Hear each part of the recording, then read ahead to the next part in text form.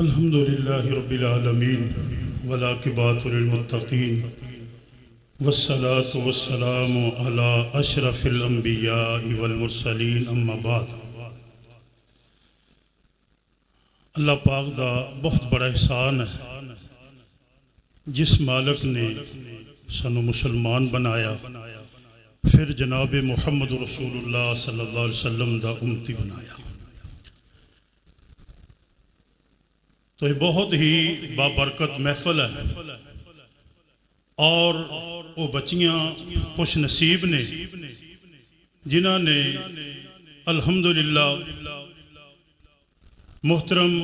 جناب قاری شمع ربانی صاحب حافظہ اللہ تعالیٰ انہاں دے کول مختلف احادیث دیاں کتاباں پڑھ کے پھر بخاری شریف مکمل کیتی ہے، اور میں سمجھنا ہر آدمی ہی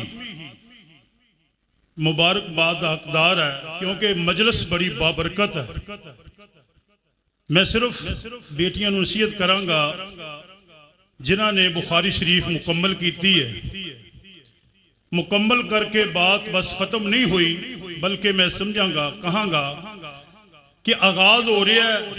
پہلے پڑھیا سی ہون کے سمجھن دا وقت شروع ہے، اور میں گزارش کراں گا جو پڑھیا ہے یہ تے عمل کیتا جائے، یہ نشر و اشاعت کیتی جائے، یہ تبلیغ کیتی جائے۔ یقین جانو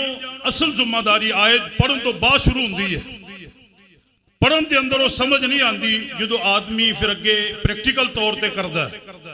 پھر انہوں پڑھان دا سلسلہ شروع کردا ہے، ادھا مطالعہ کردا ہے، ادھو پھر صحیح سمجھ آندی ہے۔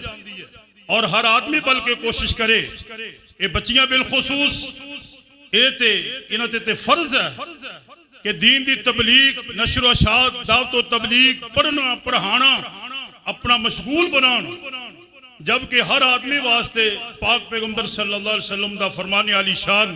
کہ بلغوا انی ولو آیا، میرا ایک فرمان، میری ایک حدیث، میری ایک بات تواڈے تک پہنچے، تواڈے ذمے ہیں عمل کرنا پھر اور لوگاں تک پہنچانا۔ تو جنہاں نے میرے پاک پیغمبر صلی اللہ علیہ وسلم دے سینکڑوں دے صحاب نال فرامین پڑھے انہاں دے بالاولا ذمے ہیں۔